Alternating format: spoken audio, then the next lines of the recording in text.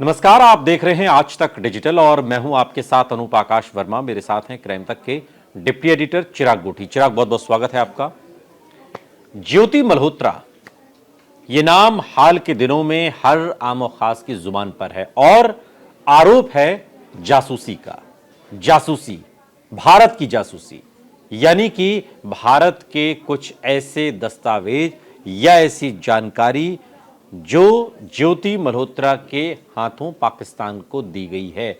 यह आरोप ज्योति मल्होत्रा पर लगा है और इसके बाद से, हालांकि वो एक यूट्यूबर है और यूट्यूबर ऐसा भी नहीं कि कोई बहुत मशहूर यूट्यूबर हो, लेकिन जब से ये आरोप लगा, जब से वो लाइमलाइट में आई, जब से गिरफ्तारी हुई, अब तो 4 दिन के रिमांड पर भी हिसार कोर्ट ने भेज दिया, उसके बाद से अब वो फॉलोअर वगैरह वो तो बढ़ ही रहे हैं, सब कुछ हो रहा है।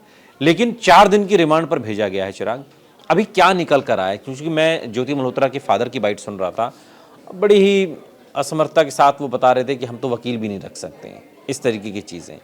तो एक सवाल उठ रहा है कि ज्योति मल्होत्रा केस में अब तक हुआ क्या है?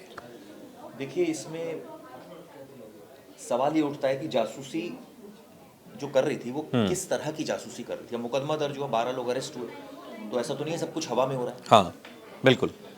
ठीक है, सैन्य दस्तावेज नहीं मिले, ठीक है, कुछ ऐसे दस्तावेज नहीं मिले जो सेंसिटिव थे, ये भी ठीक है कि आपके पास ऐसा कोई और इनक्रिमिनेटिंग एविडेंस नहीं मिला, लेकिन फिर क्यों अरेस्ट किया?